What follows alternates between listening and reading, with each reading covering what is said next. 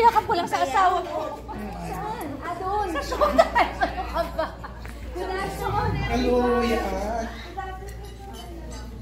Hello, I came straight from showtime, so I didn't do anything. It's our fault.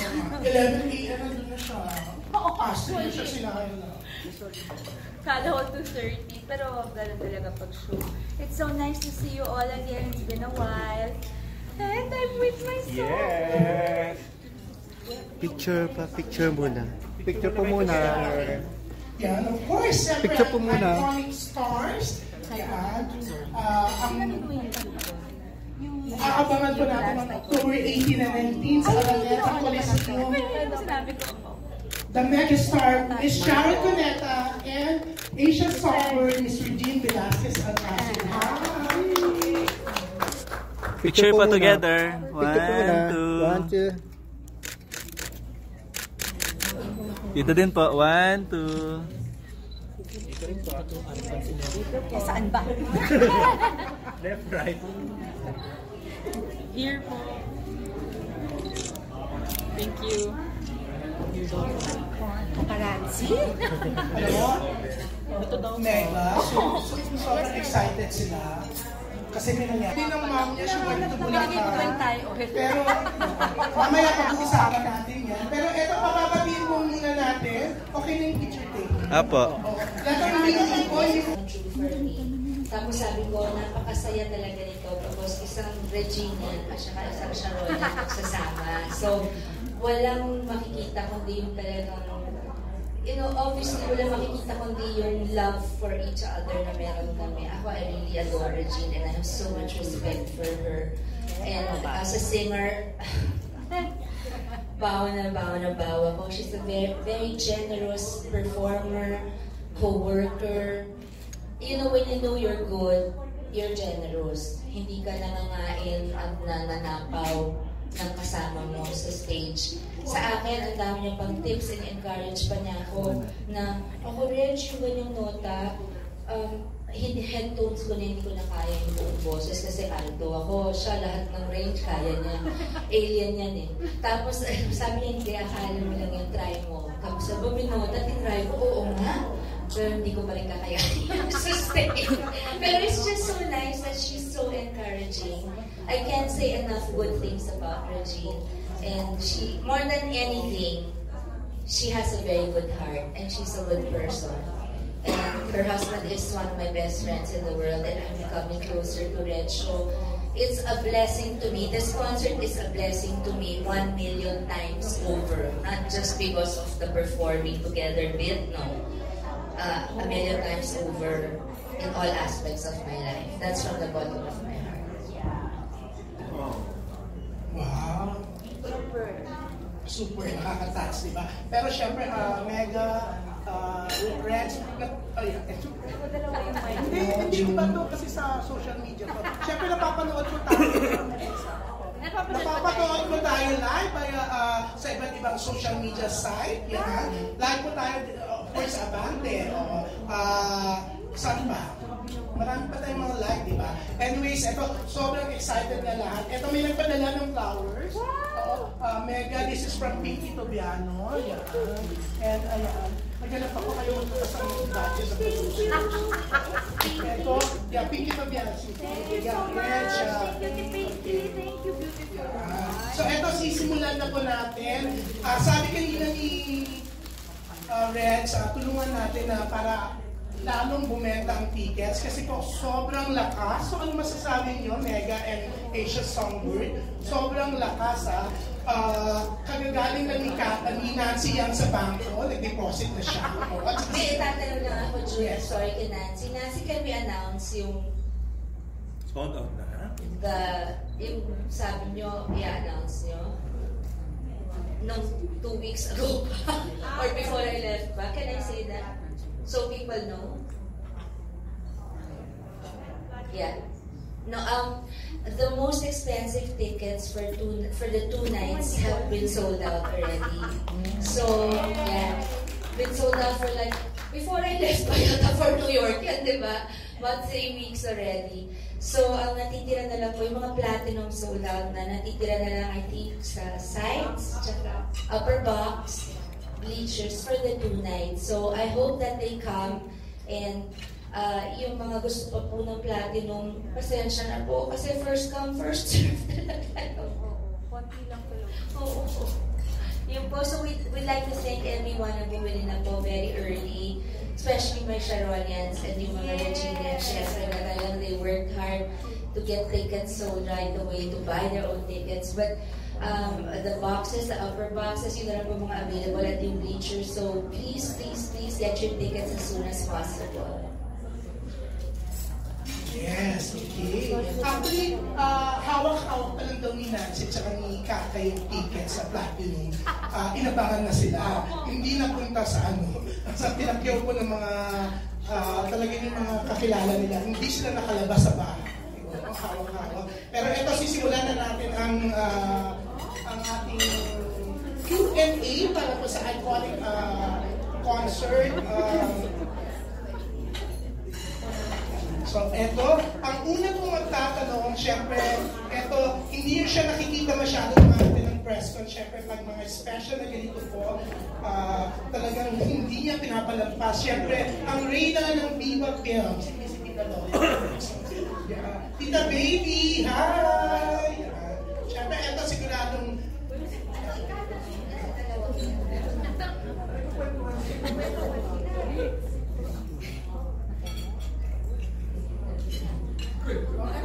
Sorry, ate. Ako magtatanong daw. What can I ask you to? Oh my God, you know me, my heart and soul. What else do you want? My size? Oh, wow. What is your size now? We're both Viva, so... Pareho kayo Viva. And plan on getting together again in a Viva movie. Oh, I would love to do with Regine. That's in our plans, pero ibang plano ni Lord. Sana tumugma sa plano namin. That's my thing, to also make a movie with Rich. What duets are you doing in the concert? I'm sorry? Duets. Are you doing duets? Madami. Madami, Pero syempre. we can't say, parang we can't say it kasi it's a surprise. Yes, sayang. Kasi magugulat kayo dun sa mga numbers namin together. Kasi pinag-preparean talaga, pinag-isipan talaga yun eh. But ang isang clue, we'll be singing mostly our songs. If not, Wait, So, kakantahit ba kayo na, let's say, like, will Sharon do a Regine song? And will Regine do Sharon song? That's Ako. exciting. Exciting. Hindi, sige, ito, pang giveaway. I'm singing one of her songs, but I'm not gonna say which one. I'm also singing one of her songs. At saka, nakakatuwa dito, for the very first time, lalabas siyang bilang bubuyog, ako lalabas bilang Mrs. McDonald. Kaya, kasi pareho namin sponsor ang McDonald for the first time. Ayan. So, lalabas siya nakabubuyog, ako naka-clown. Nakakatuwa. Nagulat ako. Nakakatawa yung naka-cloud. Ako yung malaki po sa buko. Baliktad ako, di automatic. ang bongga, di ba? Actually, parang ngayon nga na nagsama sa isang tarpang McDo at saka Jollibee. First time. Oo. Yeah. Tapos ang bongga pa, dahil nandiyan ang Ivy Clinic, Of Fondro, course, oh. ang Katingko na Ang katingko na nilimutin. Ay, mamaya magpaparami lang. Alam nyo, surprise. napaka-unfair kasi ako, magmula nung nag-umpisa yung katingko saga nila, kasali ako doon. Sa akin nila kinikwento yun. Tapos sila may regalo sa katingko, ako wala. Bakit di kami gumawa ng commercial na katingko? Di ba? Lagi mo sa katawan, Mr. Owner, hi, sir, pagsama nyo kami, mahal kami pero sulit. Pag nag-commercial. Ayan na. Ito po na Katingko. Okay, pero ito, bukod sa mga binanggit ko, ang JAOC din po ay sponsor. Siyempre, kunyari hindi nakikinig ang mga taga-Laksen kasi babanggitin ko ang hotel. Hi, Sir International. Pero ito, Laksen Hotel, may bagong wing sila, mamaya announce ko. Siyempre, ang media partners po. Manila Banners. Media minor sponsors. Regent, ang sarap, mamimigay tayo mamaya yan. Novotel, Tapos, PLDT Smart, of course, is at the top. That's bringing us to Family, and Robin family Alcohol. Robin Alcohol. Ah, And San Miguel Corporation, syempre. Kakapasok lang. Yes. Sino Our three major sponsors. Ano ba? LT Group and Company. Ayan, ang dami sponsor. Padagdag na padagdag. Si Doc Ivy ko sumali. Sana yung Doc mo sumali rin. Friends din naman kami. Busy lang siya. Oh, anyways, eto. Ha? Ano? Pumunta mo pinagin ko. Front row. Sa laki ba naman Front yan? row. Sa laki, no? Di ba? Ayun yung Front Sandra row na Sosa. front row. Okay, eto na magtatanong, syempre, Tito Mario Bautista, na-excite siya. Kuya Mario! Ito siya. Ano? Matakang ko. Alabo ng mata ko. Diyos ko. It's okay. John Derna. I'm so happy that you have really lost a lot of weight. Thank you. So, pwede ka na mag-movie ulit ng ano. I'm doing one with Viva. Yeah, all girls, no? Yeah, based on a, may I say it? No. Based on a Korean movie. But yeah, it's not a very well-known movie, but it has a beautiful story. Yeah. For next year na. Yeah, next year. Next year. And then in about, well, since I talked about it already, I'm really seriously going into, on my 55th, I'm 53 now. So I will be considerably slowing down. Next year I'll be full back. Alam mo, you keep on saying that nalulungkot yung mga tao. Why do you keep No, on saying but it that? doesn't, when I say kuya, it's semi-retirement. It's once in a while kakanta pa rin, may movie pa rin. Pero I want, hindi na yung like working like I have been, yung halos walang pattern ng concerts, movies na. But you'll still be active. Not as much. But I will pick the movies that I will do and the concerts that I will do. I'll still, once you're in showbiz and you feel that people still love you and still appreciate your music and your acting, then you'll always have a reason to come back, and because you love your craft. But at this point in my life, I'm not only physically tired, I'm also emotionally, mentally becoming very drained, because showbiz has really changed a lot. And like I've said since I was in my teens, Kuya, remember, I will not allow showbiz to eat my person. I will not allow it to change my soul. And there's so many things that are so different now. So things that matter to me, friendship, loyalty, so many things have changed. The landscape has changed. So I enjoy when we were younger. I enjoyed those times, and it's been a very good business to me. So, and my fans have been so loving and supportive, non-stop, that I owe them the best of me, the rest of the best of me. Well, I wish you all the best. Thank you so much. Time for family. Time to relax and just focus on the children. And Kingo. But kahapon, nung nagsama kayo, a lot of people were so kilig, and now they're hoping again na you do a project together. Prepared 2 songs. And then, I don't know if it's too personal, but he asked a friend of mine if, he could talk to me. And I said, well, where time has passed, I think it's okay. So it was nice, we talked. So we're okay. And then we just right there and then, kasi nandun na si Pops at Martin, so lokohan. And the people from PLDT, they were so funny. And Nag-iba sila, yung MOA daw. so sabi ko, nice then, because we saw the reaction and how warm the people were still to our team up. So it was a nice thing. And I have to say this lang. A few years ago, I was so problematic. Remember, I even posted on social media, which I don't do anymore. I said I was at the lowest point of my life and career. I've never been so sad. And that was when everyone thought I was clinically depressed, that I might kill myself. You know, people are going to exaggerate. I was just really sad. And I didn't know what to do. And I had a big utang. When I say utang, I think I've never told you the exact amount. It was over $500 million. So yeah, and now I'm down to a couple of $100 million. So I'm fine. And I was able to pay that back because of smart investing in the past. So that was how big my problems were. So I'm down a few hundred, and I'm working, but I'm okay. I've invested, so it's just a matter of managing money. And so I had to work non-stop, but at that point I couldn't work, I didn't know what to do. And then I realized that I removed my focus from God and I started focusing too much on my problems. That I was becoming the kind of person that I despised. The kind of person I never wanted to be. The kind of people I would avoid in showbiz, kuya, since I was young. Yeah.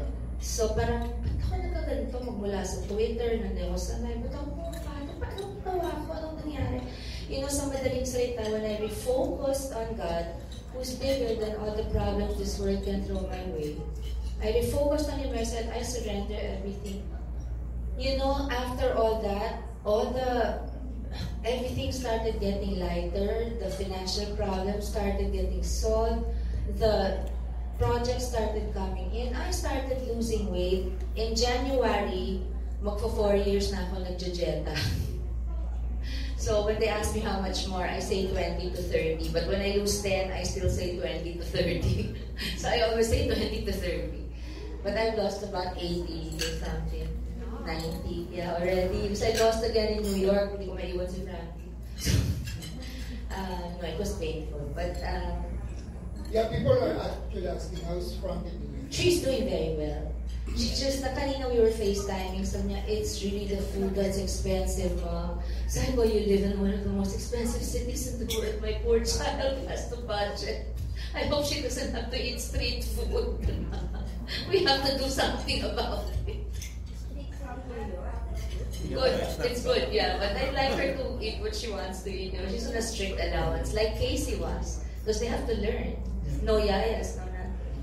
You know, earlier we were talking to Regine and she was saying that she's always been a great fan of yours. Idol ka daw niya talaga. As a matter of fact, favorite niya ang Bukas Luluhod, ang mga tala, bumida siya sa sinehan. And for a while, she was so starstruck with you, and when you talk to her, hindi siya nagsasalita. I'm kinikilig when she calls me ate. Oh, because she's sweet, like my baby sister. No, I'm really, you know, to me, it's, I believe her. I believe what she says. Because so many people have stories they tell you, and you know when it's sincere or not. I believe Regine. I feel her sincerity. I feel, isn't it so wonderful? God is so good that, just like Bukas Luluhod ang mga tala, that song, the theme song of that movie is Pangarap ng Bituin. Yeah. Unti-unting mararating kalangitan ng bituin. Unti-unting kinabukasan ko'y magniningning. Hawak ngayon, tibay ng damdamin. Bukas naman sa aking pagising, kapiling ko'y pangarap ng bituin. And that's what she did. That's what happened to her. That's how good God is. So, and now I'm singing with her, and she's a much better singer than I am. Pero may malaki siyang problema actually. Ano yun? Eh kasi nung mag-guest ka sa kanya, you gave her a gift, isang pagkalaki-laking sing-sing na may Eh, alam mo, this is me kasi. So ngayon, problema niya ngayon, ano bibigay niya sa Wala! My God, love and friendship lang. You know, and I do not buy people. I do not buy friendships. I sincerely give gifts to people that I am grateful for. And often, as you know, as many of you that have seen me grow up, as many of you know, when I give, it's always very quietly. But once in a while, like that night at Regine's show, it just, in my heart, sometimes you want to scream it to the public that, you know, this person is special to me. I want you all to know. Oo, hindi kasi niloloko din kasi whenever I see her. Pero pag niloko mo naman ako, hindi naman kita basta bibigyan, di ba? Para naman kataling mabola. Kaya, so parang that time kasi whenever I see her, I'm... Ayun, ganda naman yan. Baka naman. Bakya naman. So, nag-show, ganun ulit. Pero yung pala, pinlano na niya. Oh. Pinlano na pala talaga niya that she was gonna give me this beautiful ring. Pero, inaano-ano ko lang siya na, ay, ganda. London, that ring had a story, Oo. It wasn't the ring I just bought. It was a ring I actually saw in Sex and the City 2, the movie. Oh. And I remember the auction that Yes, Samantha's yes. the character Samantha wanted to buy the ring, then she got mad at her boyfriend because he bought it for her. So I really googled that ring. I went to Jewel Dizon and I asked a friend Candy to make me the exact same ring. And it took about 3 months because sometimes the fit wouldn't be 2 fingers kasi. Carrie Bradshaw pala yan. No, it was Samantha. Samantha. So it was the thing in the auction, and I wanted exactly the same. So we had to get the exact picture, and then the fit had to be just right. So mga 3 months, it was the only ring I worked so hard to get right. So Really it really very meant special. something. I could have given her any ring that I'm sure she would have appreciated, but it was special. I wanted her to keep it for the rest of her life and make it pamana. Ako rin, Jim, mahihirapan ka nga Hindi. patayan niya. No. I don't, material things are, well, for me, since childhood, they've been there. I mean, not so hard for me to get. What I really, really appreciate is loyalty, friendship, honesty. Just love for the person that I am, not for my persona, my public persona. That's